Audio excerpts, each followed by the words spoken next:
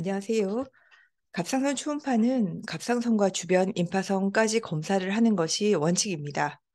현재 초음파 급여에서도 갑상선과 주변 임파선 검사까지 포함되어 있습니다. 그래서 라테랄 넥 어나토미를 숙지하는 것은 상당히 중요합니다. 오늘은 임파선 전이로 오인될 수 있는 C스파인에 대해서 초음파에서 왜 이렇게 보이는지 코릴레이션 하면서 보여드리겠습니다. 우리가 갑상선 초음파를 할 때 통상적으로 이렇게 초음파의 와이드 스캔, 그냥 초음파를 할 때 요 반 정도의 영상을 한 화면에 얻습니다. 깊이로는 지금 이 사진이 3.5cm인데요. 많이 깊어도 4cm 정도이면 웬만큼 갑상선 초음파를 하는 여러 장기들을 포함합니다. 우리가 가장 관심 있게 보는 부위는 갑상선입니다. 근데 갑상선 자체는 사실은 열심히 끝까지 갑상선 티슈가 있는 저기 위와 저기 아래까지 포함하는 것이 다이고 자체가 특별한 어나토미가 있는 것은 아닙니다. 그리고 주변에 커먼 카로티드 아트리와 인터널 주글라 베인 그리고 여러 가지 머슬들입니다. 사실 뭐 머슬들을 하나하나 이름을 외우면서 구분할 이유는 별로 없습니다. 그래서 갑상선 초음파의 해부가 상당히 단순하다라고 할 수 있는데 갑상선만 본다면은 그냥 열심히 끝까지 보면 되는 것이기 때문에 그렇게 생각하실 수 있습니다. 그런데 이제 우리의 관심을 넥이라는 쪽으로 옮겨보겠습니다. 그러면은 우리는 이렇게 초음파가 주 관심사였는데 사실 넥은 CT를 보시면은 뒤에 여기 팻도 다 빠졌는데 머슬까지만 치더라도 우리가 보는 여기는 전체 넥의 3분의 1 정도를 보게 됩니다.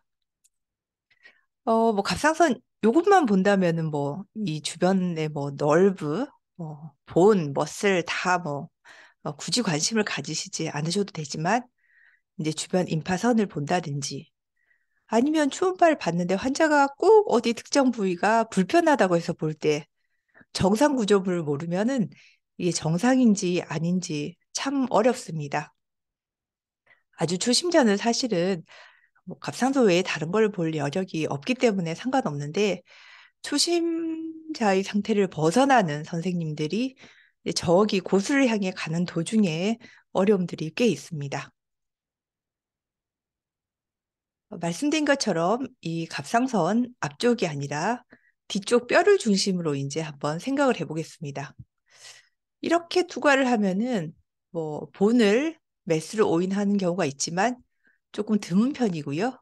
근데 라테랄 쪽을 볼 때는 이 C스파인이 칼시파이드 림프노드처럼 충분히 오인될 수 있습니다. 초음파를 보면은 여기가 이제 갑상선입니다. 왼쪽을 보시겠습니다. 여기가 빔이 이렇게 나오니까 갑상선이고요. 커먼 카로티드 아트리가 여기 있습니다. 여기 칼시파이드 되어 있는 두 개의 포칼한 석회화들은 빔이 이렇게 오니까 엔티리얼 튜버클, 파스티리얼 튜버클이 됩니다. 라이트도 마찬가지입니다. 갑상선이 보이고 여기 갑상선에 메스가 있고요. 커먼 카로티드 아트리고 양쪽이 프로브로 꽉 눌렀기 때문에 양쪽 다 인터널 주글라 베인은 컬렉스돼서 현재 보이지 않습니다. 말씀드린 대로 트랜스버스 프로세스의 엔티리얼 튜버클, 파스티리얼 튜버클인데 오른쪽은 여기 에코제닉하게 보이는 여기와 여기가 끝이 되겠습니다. 네, 말씀드린 양쪽의 엔티리얼 튜버클, 파스티리얼 튜버클입니다. 지금까지 저희 병원에 이 트랜스버스 프로세스의 엔티리얼 튜버클이 칼시파이드 림프 노드가 의심되거나 고민스러웠던 케이스를 보내셨던 케이스는 모두 C스파인 6 레벨, C6의 엔티리얼 튜버클이었습니다. 사실 파스티리얼 튜버클까지 보통 사람들은 눈에 보이지 않습니다.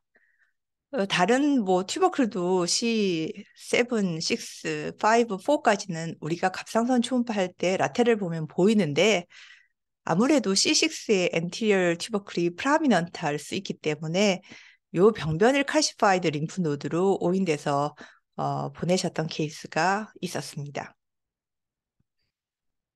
다시 한번 다른 각도로 보면은요, 이제 여기가 C스파인이고 바디이고요. 트랜스버스 프로세스의 엔티리어 튜버클, 파스티리어 튜버클 요렇게 어떻게 보면 M자, 뭐 어금니 모양, 왕관 모양 이렇게 보입니다. 이게 이제 초음파에서 보면은 C스파인 바디에서 요렇게 연결성이 있습니다. 당연하죠. C스파인 본이니까 우리는 이 콜텍스를 봅니다. 초음파에서는 요렇게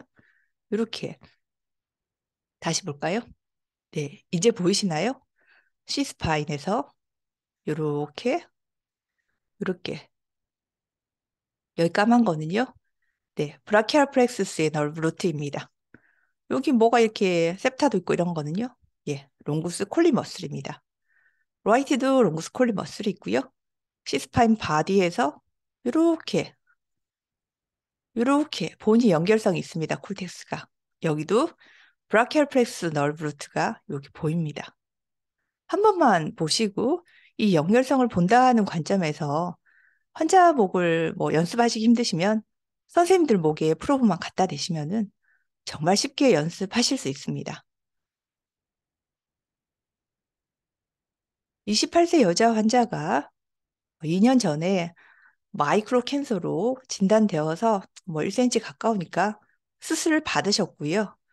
이제 추적 검사를 다른 병원에서 계속 하시다가 수술하고 2년 뒤에 최근 다른 병원에서 초음파를 하셨습니다. 근데 이제 저희 병원으로 큰 병원 가라고 들으신 이유가 외부 초음파 판독을 보니까요. 라이트 레벨 4에 0.45cm 사이즈드 칼시파이드 리전이 있다. 내 간별은 칼시파이드 림프 노드 또는 엔티리얼 튜버클 이렇게 되어 있었습니다.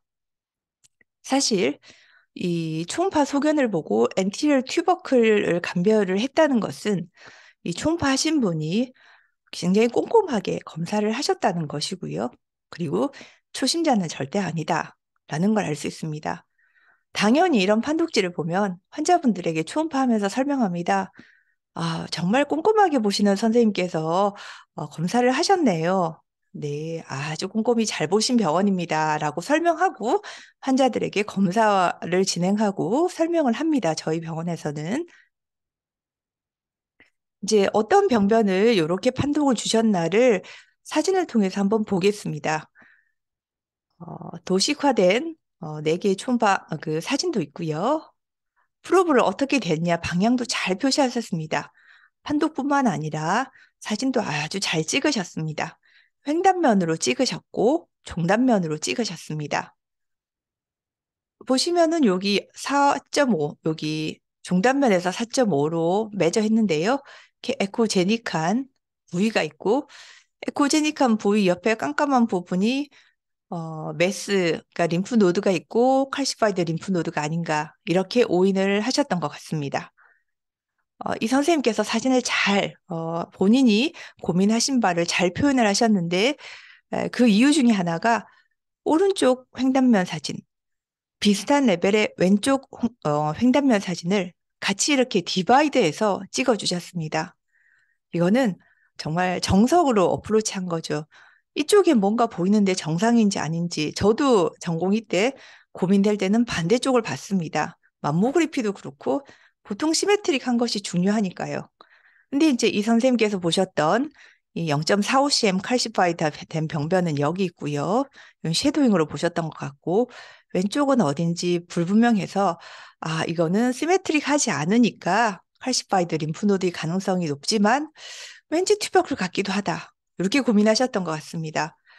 만약에 저희 병원에서 트레이닝하는 전공의 선생님이면 제가 그냥 바로 가서 리얼타임으로 이것이다라고 보여줄 수 있지만 이 사진만으로는 커뮤니케이션이 어려워서 조금 아쉽기는 합니다. 그래서 이제 저 사진과 기록을 보고 한번 기록을 남겨야 되겠다 하고 꼼꼼하게 초음파를 하고 사진을 제가 남겼습니다. 마침 환자가 예전에 수술하기 전에 2년 전 CT가 있어서 CT 사진도 같이 얻어봤습니다. 아까 전에 제가 처음 말씀드렸던 것처럼 항상 이제 칼시파이드 림프노드로 오인되는 위치가 C7의 엔티리얼 튜버클입니다. 여기가 가장 프라미넌트할 가능성이 높습니다. 그리고 우리 얼굴이 반드시 이렇게 대칭적이지 않은 것처럼 우리 몸의 어떤 부위도 완전히 똑같이 대칭적이지는 않습니다. 대칭적인 거죠. 그죠? 네. 보시면은 여기가 이제 외부 병원에 그 꼼꼼하게 검사하신 선생님께서 고민하셨던 요 부위입니다. 근데 이제 자세히 보면 뒤에도 에코제닉한 부분이 있고요. 이쪽을 볼까요? 왼쪽은 그 사진에서는 있는지 없는지 애매한데 라이트는 이렇게 높이가 올라가서 프라미넌트한데 레프트는 여기에 비해서는 조금 더 깊이 있습니다. 그렇죠? 이렇게 선을 하면은 오른쪽보다는 조금 더 아래에 있습니다. 그러니까 이제 대칭적이지 않고 이게 칼시파이드 림프노드인지 튜버클인지 구분이 어려워하셨던 것 같습니다. 그리고 파스티엘 튜버클은 조금 더 깊게 있습니다. 하나 더 레벨을 올라가서 C5를 보시면 역시 이렇게 튜버클이 이렇게 보이는데요. 이제 여기서 여기 여기서도 이렇게 그리고 이 C6, 5, 4, 뭐 밑에 7까지 이 트랜스버스 프로세스의 엔티리얼 파스티얼 튜버클 사이에서는 브라키알 플렉스스 너브 루트가 보이는 거는 흔한 일입니다. 이렇게 보입니다. 요걸 다시 한번 쭉 보시면은 빔이 이렇게 나가는 거고요. 이렇게 보이죠. 스파인의 바디 일부부터 초음파에서는 이렇게 보입니다. 이제 이걸 참고해서 다시 다른 병원에서 아까 꼼꼼히 검사하셨던 그 병원 선생님이 고민했던 사진을 다시 보겠습니다. 이게 엔티리얼 튜버클인지 칼시파이드 림프노드인지 어떻게 구분하는가? 이렇게 해서 트레이스를 합니다. 콜텍스를 따라서. 이제 다음번에 혹시 그 선생님께서 이 영상을 보시면은 라테랄을 볼 때 디바이드 하지 마시고 이 전체를 조금 더 라테랄로 바를 빼서 프로브를 좀 더 라테랄로 하면 디바이드 하지 않으시면 커먼 칼로티드 아트리가 보이고 이렇게 파스티얼 튜브까지 포함되는 영상이 나옵니다. 프로브 사이즈가 그렇습니다. 레프트는 라이트에 있는 것이 안 보였는데 찍은 사진을 자세히 보면 여기 콜텍스 일부가 있는 것 같습니다. 이쯤에서 이제 프로브를 약간씩만 위아래로 각도를 줘서 움직여 보면은 이것과 동일하게 연결되는 영상을 얻을 수 있습니다. 네, 그래서 환자분에게 정말 꼼꼼하게 봐셨고 너무 걱정하시지 않으셔도 된다라고 말씀드렸고 다시 그 병원에서 추적 검사를 하기로 하셨습니다. 이제 브라키알 플렉스스 널브루트가 나가는 넥에서 흔히 보이는 C스파인의 트랜스버스 프로세스가 4번에서 7번까지 우리가 초음파에서 잘 볼 수 있습니다. 갑상선 초음파를 할 때. 아까도 말씀드린 것처럼 가장 프라미넌트하게 이제 다들 오인하셔서 보내는 위치는 C6의 엔티리얼 튜버클입니다. 파스티얼 튜버클은 더 뒤에 있기 때문에 보통 더 깊이 있는 것까지는 인지 못하시고 머슬에 쌓여서 별거 뭐 주지하지 않고 그냥 넘어가는 경우가 많습니다. 그러니까 이 분도 보시면은 여기서 이제 다시 한번 보시면 이렇게 됩니다. 여기가 엔티리얼 튜버클 C6의 튜버클이고 다른 것에 비해서 상당히 스킨 가까이 있고 이쪽에 있는 메이저 베슬 근처에 있기 때문에 칼시파이드 림프노드로 오인될 수 있습니다. C7의 경우는 이제 점점 더 뭐 엔티리얼 튜버클 이 정도는 뭐 찾는 거 문제도 아니야 하셨던 분조차도 C7의 이 그 트랜스버스 프로세스를 찾는 데는 조금 어려움이 있습니다. 보통 이제 C7의 스파인 모양은 다른 위의 것들과는 좀 다른데요. 이 트랜스버스 프로세스의 엔티리얼 튜버클이 루디멘탈하기 때문에 파스티얼 튜버클만 좀 보이고 가끔 엔티리얼 튜버클이 조금 보일 수도 있습니다. 그렇지만 다른 거는 이렇게 엔티리얼 튜버클이 더 프라미넌트합니다. 그래서 브라키얼 플렉스스 널브 루트는 이 파스티얼 튜버클 앞쪽에서 보이기는 합니다. 자세히 보시면은 C7도 쉽게 찾습니다. 방법은 C6가 가장 찾기 쉽기 때문에 C6를 찾으시고요. C7의 파스틸 튜버클을 내리시면 찾기 쉽습니다. 그리고 이제 이 튜버클이 잘 안 보이면은 브라키얼 플렉스스가 이정표가 돼서 이걸 찾는데 수월할 수 있습니다. 굳이 찾아야 되느냐? 그건 사실 잘 모르겠습니다. 보통 이거 찾지 않아도 뭐 크게 문제없이 초음파 진행하실 수 있는데 가끔 이제 모르고 계시면은 아 이거 칼시파이드 매스인가? 이걸 NAB를 할까? 코어 바이옵시를 할까? 이러면 안 됩니다. 그래서 정상 어나토미를 항상 알고 있는 것은 너무 중요한 일입니다. 다시 한번 보시면은 이제 여기가 왼쪽이 잘 보이는데 파스티리어 튜버클 C7이고요. 여기도 이제 C6, C5, C4입니다. 이분 초음파에서 보시면은 여기는 엔테리어 튜버클이 거의 안 보이셨던 분이고요. 그리고 C6는 콜텍스를 따라서 요렇게 여기는 브라키알 플렉스스고요. C5 요렇게 보입니다. 예, 여기가 브라키알 플렉스스. C4의 경우는 요렇게 그려집니다. 네. 그럼 동영상으로 한번 보시겠습니다. 이게 라이트인데 4가 아닙니다. 뭔가 잘못됐네요. 그냥 진행하겠습니다. 여기 이제 파스티리어 튜버클입니다. C7에. 여기 나가는 것이 까마는 것이 아까 브라키얼 플렉스스고 위로 더 올라가면 이렇게 C7에 C6의 엔티리어 튜버클, 파스티리어 튜버클 조금 더 올라가면은 C5 이렇게요. 이렇게 브라키얼 플렉스스 왕관 모양 조금 더 올라가겠습니다. 이렇게 보이시죠? 나가는 브라키얼 플렉스 널브 루트입니다. 조금 빨랐나요? 60세 여자 환자이십니다. 환자는 갑상선에 혹이 있어서 모양이 나쁘다고 그 병원에 검사하신 선생님께서 판단하셨고, 사이로드 캔서와 라테랄 림프노드 메타스타시스 가능성이 있다라고 판독을 주셨습니다.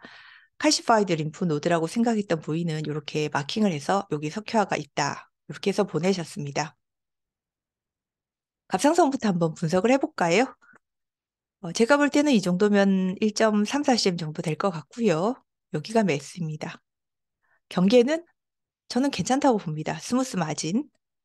에코는 갑상선보다 떨어지고 하이퍼 에코이고 물이 있느냐 고민했는데 약간 물이 있을 수도 있고 아닐 수도 있고 다소 리얼타임 초음파에서도 애매했습니다.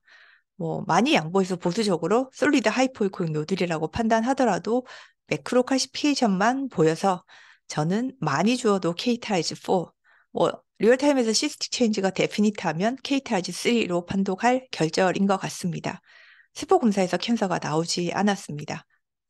제 라테랄 고민하셨던 칼시파이드 메타스타틱 림프 노드를 한번 고민해 보겠습니다. 여기 에코제닉하게 있는데 여기가 롱구스 콜린 머슬이고요. 이게 롱구스 캠피투스 머슬입니다. 그러니까 칼시피케이션을 굳이 말한다면 요 부위만 됩니다. 여기는 머슬 일부까지 잡은 겁니다.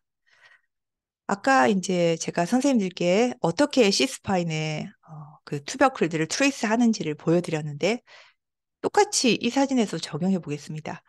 여기 C스파이드 바디가 일부 보이고요. 딱 빔이 잘 맞지는 않았지만 요렇게 알고 보면은 요렇게 파스틸 튜버클까지 이렇게 보입니다. 여기도 에코제닉한 림이 보이죠? 네, 실제적으로 제가 초음파를 했고 메타스타틱 림프노드 없었고 그냥 정상 트랜스버스 프로세스의 엔티리어 튜버클이 칼시파이드 림프노드로 오인되었던 예입니다. 69세 여자분이고요. 누가 봐도 아주 큰 타이로이드 캔서입니다. 솔리드하고요. 하이포합니다. 갑상선보다.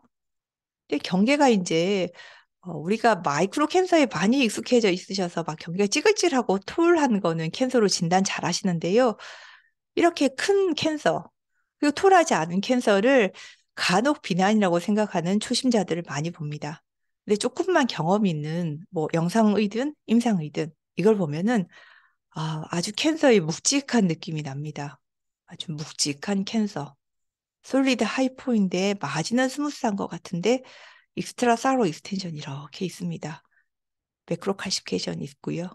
저는 KTRG5로 판독할 것 같습니다. 다른 병원에서 이제 검사를 하셔서 사진을 찍었는데 요렇게 칼시파이드 림프 노드라고 이제 찍어 오셨습니다. 이 사진으로도 뭐가 연결되나 이건 모르겠는데 이제 뭐 찍힌 사진으로만 되는 게 아니니까요. 리얼타임 초음파를 봐야 되는데 이 병변은 그 엔테리어 튜버클이 아닌 칼시파이드 림프 노드였습니다. 그러니까 이제 트레이스 하는 걸 중요합니다. 트레이스에서 연결성은 당연히 없었고요. 여기 NAB하고 TG 검사를 해서 메타스타시스, 이 TG 레벨 증가되어 있었고 환자는 사이로드 캔서와 라테랄 림프노드 메타스타시스로 진단되었던 예입니다. 트레이스를 반드시 하셔야 됩니다. 그럼 마지막으로 이제 정리하는 의미에서 제가 동영상을 C7부터 아래에서 위로 쭉 올라가는 레벨을 보여드리고 이 동영상을 마치고자 합니다. 네, 여기가 C7의 파스틸 튜버클입니다. 여기가 브라키알 플렉스스 널브 루트고요. 여기가 널브 루트고 약간 엔티리어 튜버클이 보이는 듯하고 쭉 더 올라가면 가장 앞쪽으로 나와 있는 게 C6의 엔티리어 튜버클, 파스틸 튜버클, 브라키알 플렉스 널브 루트 쭉 올라가면은 C5 보이고요. 조금 더 위로 올라가겠습니다. 그럼 C4가 이렇게 보입니다. 네, 많은 도움이 되셨기를 바랍니다. 감사합니다.